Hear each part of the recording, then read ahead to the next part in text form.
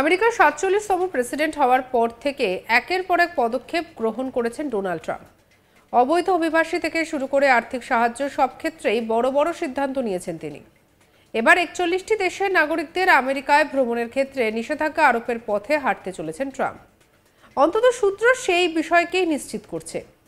এবার আপনাদেরকে বলি যে কোন কোন দেশের নাম রয়েছে সেই তালিকায়। পাকিস্তান, ইরান, সিরিয়ার মতো মোট ৪১টি দেশের নাম সামনে এসেছে। এই ৪১টি দেশকে ৩ ভাগে ভাগ করা হয়েছে। তালিকায় থাকা ১০টি দেশের নাগরিকদের আমেরিকা ভ্রমণের ভিসার উপর সম্পূর্ণ নিষেধাজ্ঞা জারি করা হতে পারে। এই তালিকায় রয়েছে ইরান, সিরিয়া, কিউবা, উত্তর কোরিয়া, আফগানিস্তানের মতো দেশ। দ্বিতীয় তালিকায় রয়েছে ৫টি দেশ। এই দেশগুলির নাগরিকদের ভিসা পাওয়ার ক্ষেত্রে আংশিক নিষেধাজ্ঞা জারি করতে পারে ট্রাম্প প্রশাসন।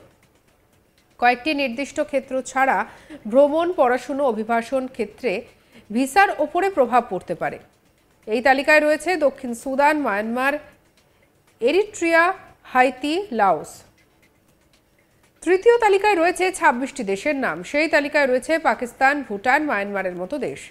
এই দেশের নাগরিকদের জন্য আংশিক ভিসা বাতিল করতে হতে পারে আমেরিকা, যদি না সেই দেশের সরকার ৬০ দিনের মধ্যে ঘাটতি মেটাতে উদ্যোগী হয়। তবে এই ঘাটতি বলতে কি বোঝানো হচ্ছে তা এখনো স্পষ্ট নয়। তবে এই নিয়ে এখনো হোয়াইট হাউসের তরফে অফিসিয়ালি কিছু জানানো হয়নি। এই দেশের তালিকায় এখনো ট্রাম্প শিলমোহর দেয়নি। কিন্তু এখন প্রশ্ন হলো, কেন ট্রাম্প এই সিদ্ধান্ত নিতে পারেন? আপনাদের নিশ্চয়ই মনে আছে যে ট্রাম্প ক্ষমতার মসনদে বসার পর পরিষ্কার জানিয়েছিলেন যে আমেরিকার সোনালি দিন আবারও শুরু হতে চলেছে। সেই পথে হেঁটেই আমেরিকার নিরাপত্তা, বেআইনি অনুপ্রবেশ ঠেকাতে এই পদক্ষেপ নিতে পারে ট্রাম্প প্রশাসন।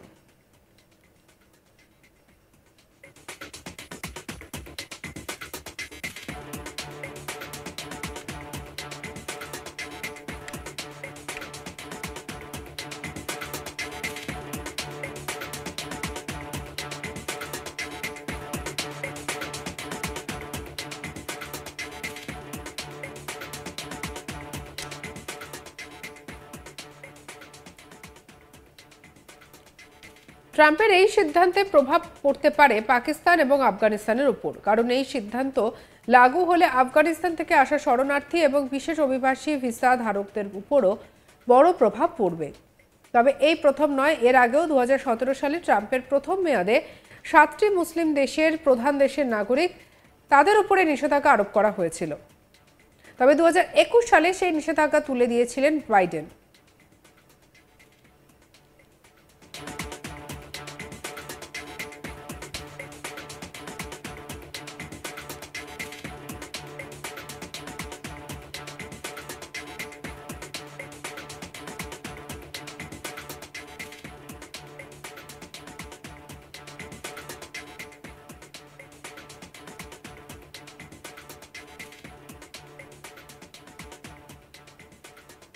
জানা যাচ্ছে এবার নাকি পাকিস্তানিদের জন্য নো এন্ট্রি ঘোষণা করবেন ট্রাম্প।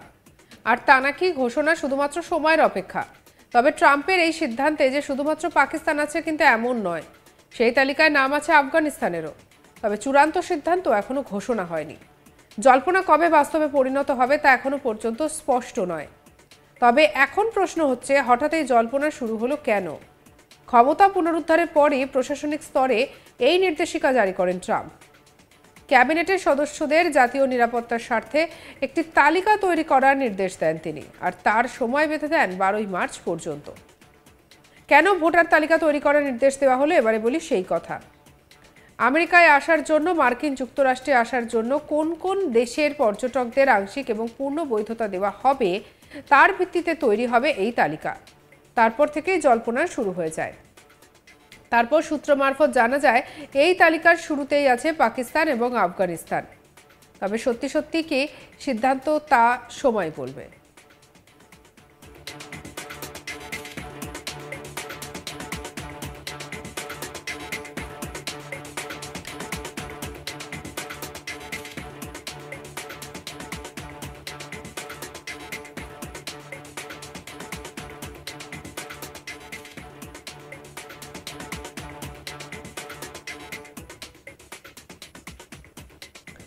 তবে কিছুদিন আগে অন্য ছবি দেখা গিয়েছিল। ভারতের সঙ্গে পাকিস্তানের সম্পর্ক তলানিতে ঠেকেছে। তার মাঝে আমেরিকান প্রেসিডেন্ট ডোনাল্ড ট্রাম্প পাকিস্তানের প্রতি প্রীতি রীতিমতো চিন্তার কারণ হয়ে দাঁড়াচ্ছে। এমনিতেই নরেন্দ্র মোদী নাকি ভালো বন্ধু ডোনাল্ড ট্রাম্প, কিন্তু যত দিন যাচ্ছে ততই যেন সেই মুখের কথা হয়ে দাঁড়াচ্ছে। এই তো দেখুন, ট্রাম্প ভারতের সঙ্গে শুল্ক বাড়ানোর বিষয়টা স্পষ্ট করেছেন। তার উপর পাক যুদ্ধ বিমান F-16 রক্ষণাবেক্ষণে পাকিস্তানকে অর্থ সাহায্যের কথা বলেছেন তিনি।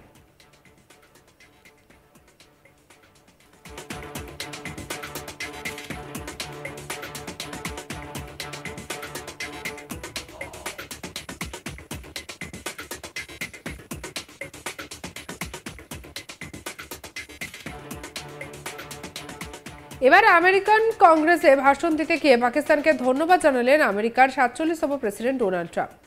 এমনিতেই ট্রাম্প ক্ষমতায় আসার পর থেকে একের পর এক এমন সিদ্ধান্ত নিচ্ছেন যা গোটা বিশ্বকে চমকে দিচ্ছে। কিন্তু কেন তিনি হঠাৎ পাকিস্তানের প্রশংসা করলেন সেটা এবার আপনাদের বলি। ভারতের সমালোচনা করার পাশাপাশি তিনি পাকিস্তানকে ধন্যবাদ জানালেন। সালটা 2021, মাসটা অগস্ট।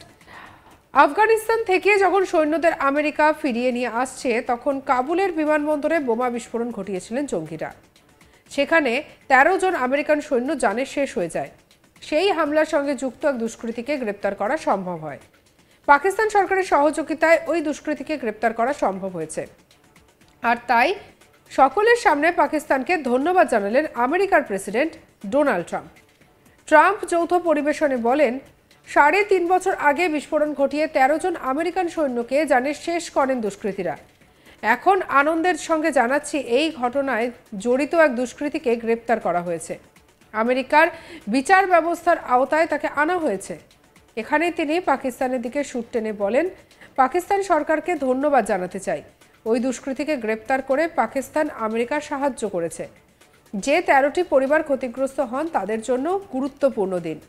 যাদের সন্তানরা প্রাণ হারিয়েছেন তাদের কাছে কি দুঃসহ স্মৃতি। কি বলছেন ডোনাল্ড ট্রাম্প, শুনবো।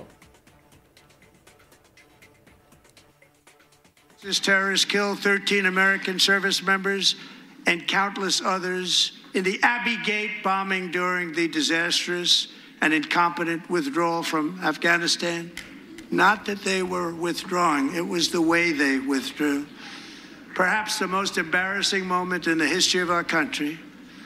Tonight I am pleased to announce that we have just apprehended the top terrorist responsible for that atrocity, and he is right now on his way here to face the swift sword of American justice.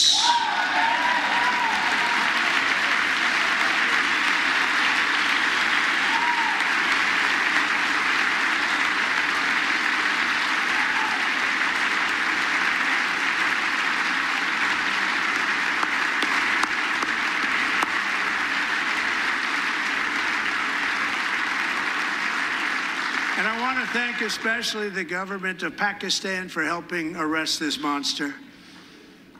This was a very momentous day for those 13 families who I actually got to know very well, most of them, whose children were murdered, and the many people that were so badly, over 42 people, so badly injured on that fateful day in Afghanistan. What a horrible day. Such incompetence was shown. That when Putin saw what happened, I guess he said, wow, maybe this is my chance. That's how bad it was. Should have never happened. Grossly incompetent people. I spoke to many of the parents and loved ones, and they're all in our hearts tonight. Just spoke to them on the phone. We had a big call. Every one of them called, and everybody was on the line, and they did nothing but cry with happiness. They were very happy, as happy as you can be under those circumstances. Their child, brother, sister, son, daughter was killed for no reason whatsoever. In the Middle East, we're bringing back our hostages from Gaza. In my first term, we achieved one of the most groundbreaking peace agreements in generations, the Abraham Accords. সঙ্গে রাখুন আজ তাক বাংলাকে। অন্যান্য খবরের জন্য like, comment, share, subscribe করুন। আমরা রয়েছি হোয়াটসঅ্যাপে, ফলো করে নিন, আপডেটেড থাকুন।